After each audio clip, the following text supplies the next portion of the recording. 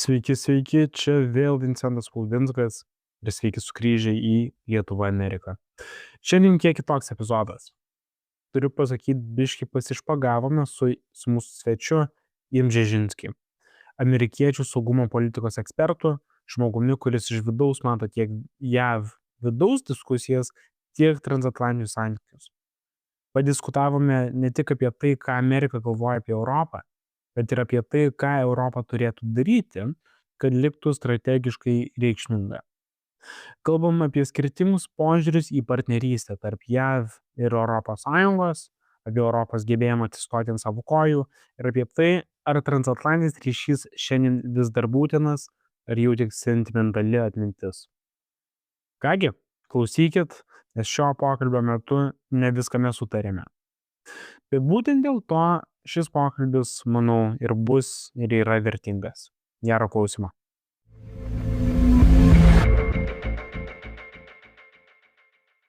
You know, when I was preparing myself for this conversation with you, I remembered our fathers because my father then was the rector of Vilnius University, and I still remember pictures with your father when he was decorating him with this honorary doctorate degree of Vilnius University. But sorry, of course, to go into your family. I want to provoke you with something that your late father was always telling me, because he wasn't like first point on any program of any Lithuanian I was bringing during my ambassador, term in DC. He was telling me, Žygis, this is not Reagan. This is John Paul II who did everything. But he said, I could still write a book about that, but I think it's still too early. So my question to provoke a bit about that. So is it always those Lithuanians and Poles who have to wake up Americans to do the right thing? We are, waking up, trying to do, Kubilius defense commissioner trying to do the good stuff, waking up Germans. Actually he's today in Berlin, I think. So, we try to arm to teeth and face the Russians. But is it the way to wake up Americans always through those Europeans, because they are always doing some kind of wrong choices there? Well, America's always late to the party. We're always knocking on the wrong doors, but we eventually get there and it ends well. But it's voices from Central Europe that sometimes help us wake up a little bit earlier and get to the right door quicker. And that is urgently needed today. And the good news is that I think finally in my lifetime, the voices from your region in the world, the Lithuanians, the Estonians, the Poles, their voices are recognized as having a basis in truth and in history. It's being given greater credibility here in Washington, not necessarily by all, but by more. And by all, I sometimes wonder if our friends in the White House are really among that group that recognize that, even though they tend to listen to Central Europeans a little bit more than the West Europeans. But Jan, was it always so difficult? I was still kind of kid or student when first NATO enlargement happened. Then when second, I was already operating. But was it always so difficult to convince Americans to do the right thing? Because from my books, I'm still reading about Reagan, John Paul II, more or less every evening. It was, America leading, at least in those books. Sure. Look, what I was saying is a little bit tongue in cheek. I mean, United States, came late to World War I. It came late to World War II, after going through a period where we had a fierce debate on whether or not we had any interests in Europe during World War II. We had our own American First movement in that interwar period. But we got there and we helped win and defeat the Axis. And we learned our lessons from that. And we set up institutions like the United Nations. We were enthusiastic about the European Union, the European Steel Community before that. And of course, we were drivers behind the effort to stand up NATO. And, during the Cold War period, we were there in force. We were ready to fight. We had 300,000 U.S. troops lined up on the border. Many of those divisions had brigades, battalions, if not brigades, with engines running. They'd rotate it. That's how ready and committed we were to the security. Sometimes our forward-leaning approach to taking on challenges quickly and early led us to make some mistakes. Vietnam, and you could even argue Iraq, but some good stories. The Iraq invasion of Kuwait, and George Bush 1 pushed back very forcefully and very quickly with the international coalition. So we weren't always late to the party, so to speak, always late to the right door. But now I think we seem to have forgotten a little bit, at least our senior leadership, elected leadership now. And I'm talking both the Trump administration and the Biden administration don't seem to understand the urgency that we have with the crisis in Eastern Europe. And we seem to not even recognize the overwhelming overmatch of power we have on our adversaries and the benefits of acting quickly and decisively, as opposed to kind of delaying and procrastinating, allowing the problem to become more dangerous and the solution more costly. One thing, I mean, you do very well, Mr. Brzezinski, to recall the past and how much America has done for the world in the past for maintaining the liberal world order, to make sure that freedom has a right to exist and to play, but bringing it back to modern day. I mean, let's talk brass tacks. What will it take to have America remember its role and its responsibility to not only Europe but to the rest of the world? What will it take for America to wake up again? What is that Pearl Harbor moment now? Well, I'm hoping we don't have to have a Pearl Harbor moment. Um, you know, Pearl Harbor moments have the benefit of waking us up into action. But when I think of Pearl Harbor, I think of the tremendous cost of World War II. And my hope is that, strong leadership, a will to fight, a willingness to exercise fully the power the Europeans have in support of the Ukrainians could possibly be something that will capture America's attention and convince us to kind of weigh in with our power robustly to put that war to an end on terms that are just and that on terms that will ensure long-term, at least military stability in the region. So my hope is that Europe will act more decisively and more quickly.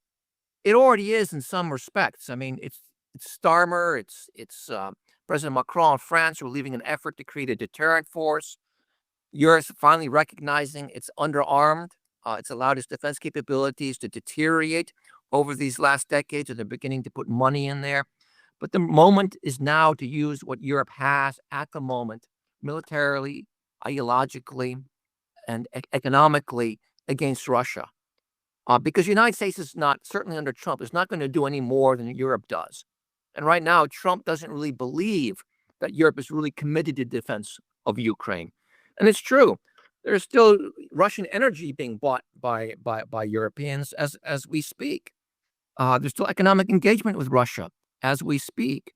The Europeans haven't really pulled the full force of the economic sanctions that they could exercise on the Russians. They haven't mobilized any forces in response to this invasion.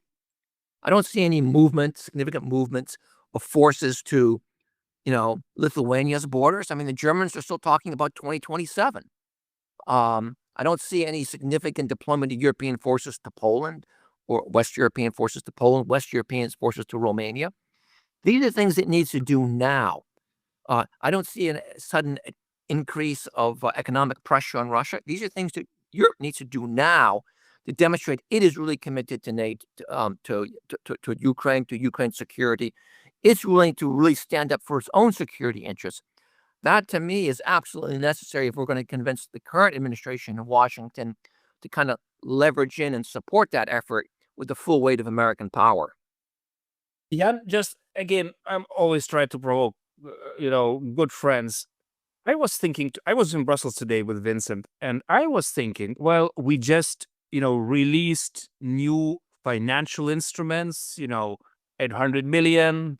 Okay, it's not, so nice like it looks, but, Germans just today confirmed in their Bundesrat the decision to go to 500 billion. Europe is like slow but huge train. And if you start moving it, what happens if we really do it, what you say, in 2-3 years, and then Americans are waking up? It might be too late, because there is a lot of disappointment. For example, okay, I will cite one German who said yesterday, Americans came to Germany to annihilate fascism. And when they hear Vice President speaking, in favor of AfD, who is fascist and, well, pro-Russian and most anti-American force, they are insulted. They are shocked. It's not America of Reagan. It's something else, because you empower the radical forces that actually destroy us from inside. Maybe it's too much, but don't you think that, by pushing Europe to be very strong, in 2-3 years it will not be, Americans will not be any more so welcome. We have tariffs maybe happening already next week. So I hear you. I mean, the Trump administration is undertaking a series of policies that are significantly eroding European confidence in the transatlantic relationship. I mean, these policies range from our pressure on Ukraine, our overtures to Russia, our tariffs, our detainment of, normal Europeans just seeking to visit America at our airports, attending them for weeks, and under our immigration laws. It's outrageous. The issue really at hand right now is what are we going to do to help Ukraine?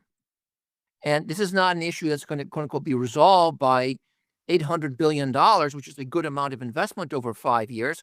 But Ukraine doesn't have 5 years. It's going to be what, Europe does now with the assets it has in hand, militarily, economically, ideologically, diplomatically, and such.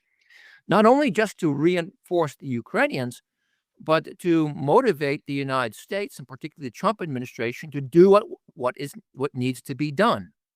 In this case, really putting the hammer down on the Russians. Doing more to support the opposition within Russia. Leveraging U.S. economic power to leverage the Russian economy, to shut down the war economy, the war industry in Russia. Being part of a European deterrent force, making a deterrent force very visible to the Russians, if not in Ukraine. And my argument would be that the larger the force the Europeans can put together, the more likely they're going to have the United States backstop it. To use that phrase, has now become very, very popular. That's because mass conveys two things: one, commitment, and two, capability. And the capability, the greater it is, increases the prospects of success, and Trump likes to be part of successes. So when we talk about the transatlantic relationship, I fully recognize the damage the Trump administration is doing to it, but I actually believe the ball is really in Europe's hand when it comes down to the future of the transatlantic relationship, how it responds to the crisis at hand, and how it responds to Trump. And right now, the most important mission is helping the Ukrainians and putting the Russians on the defensive.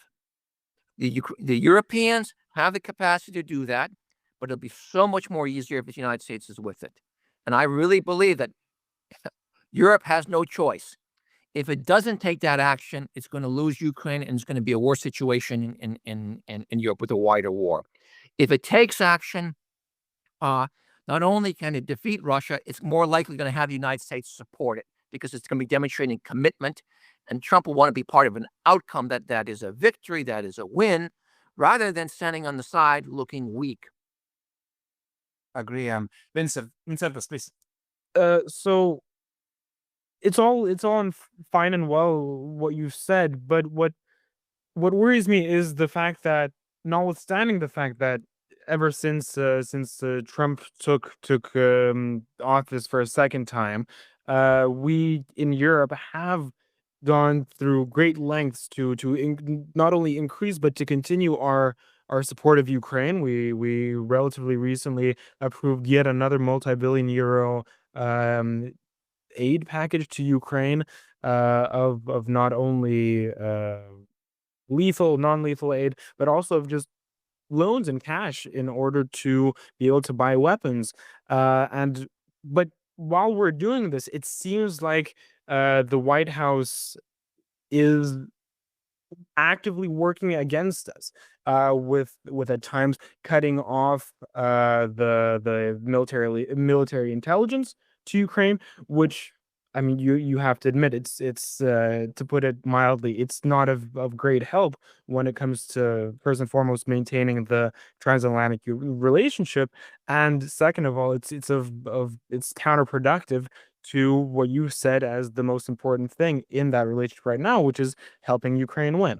So what I'm concerned about is that if and when we step up, and we are stepping up, I wonder if there will be anything of that transatlantic relationship left to salvage, and I wonder if Europe will move on in terms of its relations with the States, as it does with Brazil, for example, a huge country, a trading partner, but not more than that necessarily.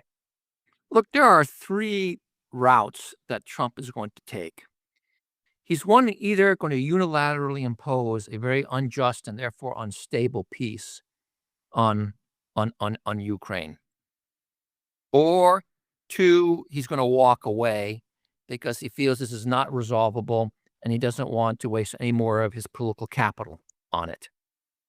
And the third outcome, and I'll go out on a limb here, would be the anti-Biden approach, to actually leverage U.S. force decisively to support Ukraine.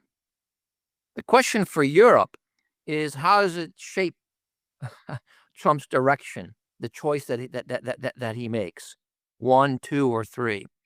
And I would argue if the Europeans continue on their current track, which is kind of indecisive, long term, you're going to end up probably with track 1 or 2. But if you take more decisive action, and some initial steps have been taken in that direction, but still insufficient, and put a robust deterrent force on the table, demonstrate a readiness, if not already launching, a real escalation in economic sanction and other steps to put pressure on Putin, you're more likely to get the third option, that Trump will try and join in and leverage American power, to secure a just end that brings an enduring military stability to Europe's eastern frontier. I'm pretty confident if Europe doesn't do that, options 1 and 2 are almost inevitable. Jan, just to ask you, as old friend of Baltics and Poland, I still hope that we do the right thing in Europe, and I still hope that we keep that transatlantic link alive. But if we go to Ukraine, with whatever we have, threat to Baltics and Poland will increase because, Russians will try to deter us pushing Europeans to Ukraine. Do you think we could then ask Americans to build even a bigger military presence in the Baltics and Poland? Because, this is the threshold moment. I think it's going to be very hard to convince Trump administration to build up our forces in Europe. Next administration may be different, because I really think Trump is a temporal phenomenon, not an indication of what our future 5 years, 10 years is going to look like. So I'm not optimistic about convincing Trump to put more troops in Europe. I do think there's a reasonable chance you could convince Trump to use our current military posture there more decisively. I do believe you could convince Trump to really leverage American power more decisively against Putin. But in order to do that, can't be Europeans pleading for America to lead, pleading for America to carry the burden. It has to be, to use a phrase I just heard the other day, which I think is really good, is establishing strategic parity with the United States. And in the long term, that means, executing those investments that the EU is moving forward with, that European nations are moving forward with. But in the near term, it means acting decisively with the capabilities you have on hand. And strategic parity, I think, is probably what we've always been looking for in the U.S.-European relationship. And right now, it's probably the requisite to get the United States to be more forceful in its response to Putin's brutal and unjust aggression against Ukraine. Not to mention its provocations and aggressions across Europe, in the realm of hybrid warfare. Okay, last question, Vincentus. from I'll your just side. keep this brief. And I agree to a certain extent with most of what you're saying, Mr. Brzezinski.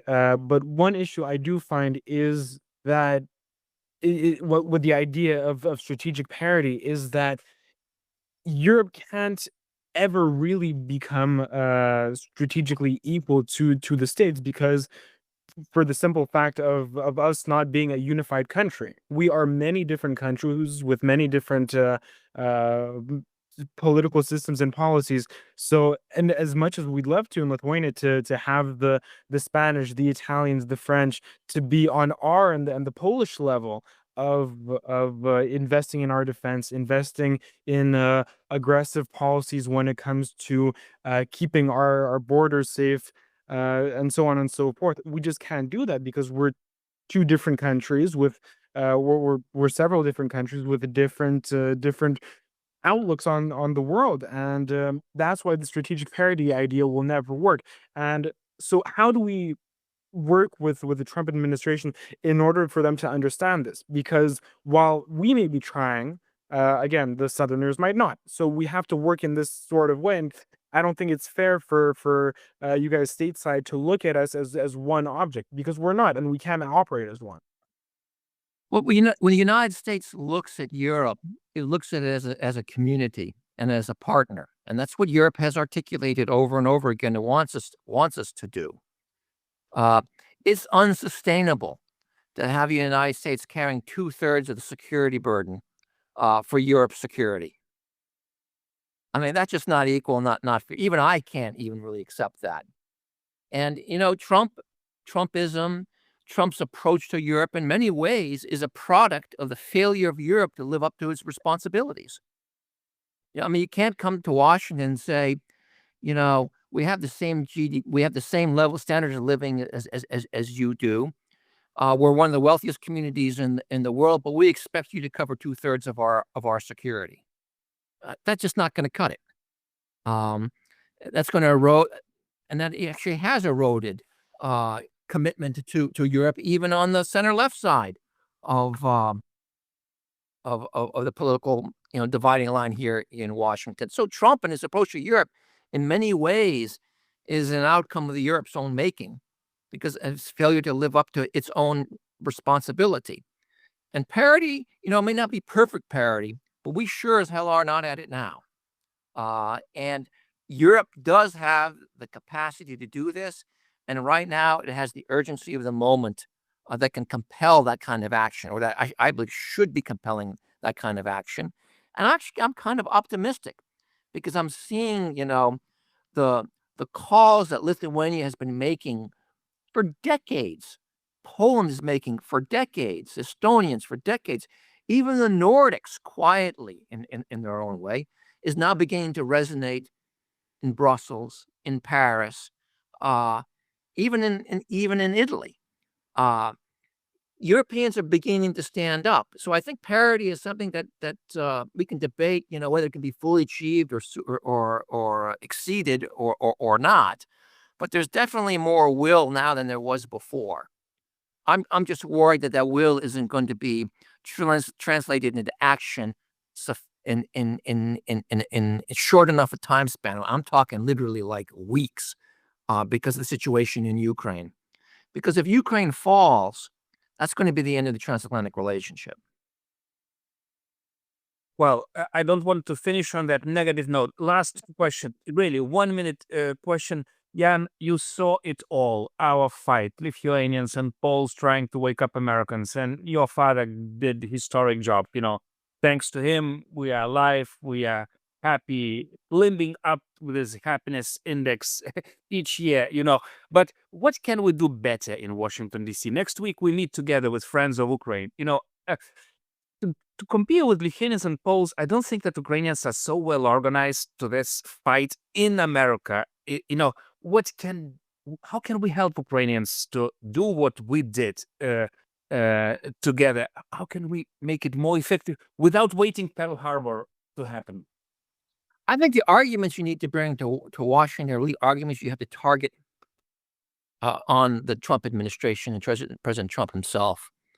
And the arguments I think that could be most effective would be as follows. First, there has to be action. It just can't be more rhetoric. There's got to be, demonstration that Europe is in on this fight fully, not half-heartedly. So that's the deterrent force. For me, it's 3 divisions, 60,000 folks with a robust air cover, robust air and missile defense, robust long-range fires, a willingness to deploy, maybe even movement and pre-positioning I know you can't do that in 2 weeks, but pre-positioning of assets in Poland, a ratcheting up and positioning of real hard-hitting economic sanctions. Quote unquote, action that demonstrates Europe is now serious and it's ready to move militarily and economically to support Ukraine decisively. And then you come to Washington and you say, hey, Mr. President, we really need you to support us on this, because if there's a failure in Ukraine, we're going to have a wider war. And a war that drags in the United States is the one thing that Trump fears. He's always very proud about how during his tenure in the first term of his presidency, he never dragged America into another endless war, quote unquote, like all his predecessors did, as he likes to put it. He's really worried about that. And the one thing that can capture his attention is his fear of a wider war that engulfs the United States, particularly one that could expand to the Middle East and the Indo-Pacific.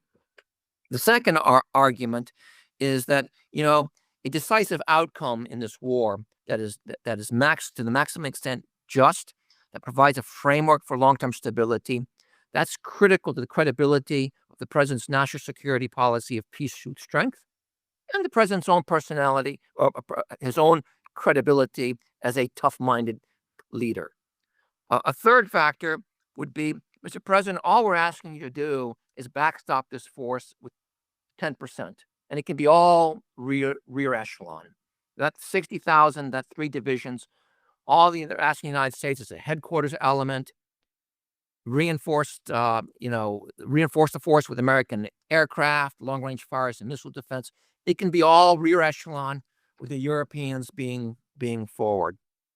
That, Mr. President, I would say, is the kind of burden sharing America has been looking for decades. And you'll be the first American president to have delivered that. And then finally, I'd say, Mr. President, you are on the cusp of achieving this. But we're a little bit worried the direction you're taking by kind of forcing on your terms unilateral concessions by the Ukrainians on territory, conceding to Russia the accountability that Putin should be experiencing for his atrocities and his destruction. That just is going to embolden Putin, make him dig in his, become even more confident in his ability to achieve his aims in Ukraine, and will be a green light for hegemons elsewhere in the world. So you need to shift and join us in this pressure to bring peace back to Europe, for which you will take great credibility. You're this close to it. So those are the 4 arguments that I'd recommend when you come to Washington that you make to the administration. Thank you, Jan. Thank you for your friendship, for your wisdom, for everything you and your dad did for us, really. Listen, Montes, thank you for your leadership. I always so impressed by the international coalitions you bring to Washington, because they really do resonate here. And all transatlanticists should be grateful for your leadership. And Vincentas, it's a real pleasure, and thank you for pushing me on these issues. Well, thank you for not, for taking it. Thank you, Jan. See you next week. Great, you bet.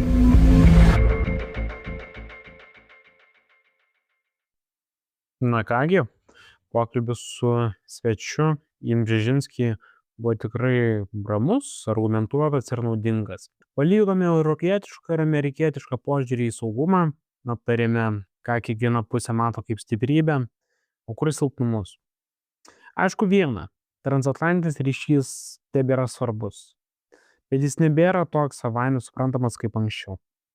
Amerikiečiai sako, kad jei Europa nori būti rimtai vertinama, jau turi būti strategiškai aktyvi, pasiruošusi investuoti į savo gynybą ir kalbėti su ją ne tik kaip rašytoja, bet ir kaip partnerė.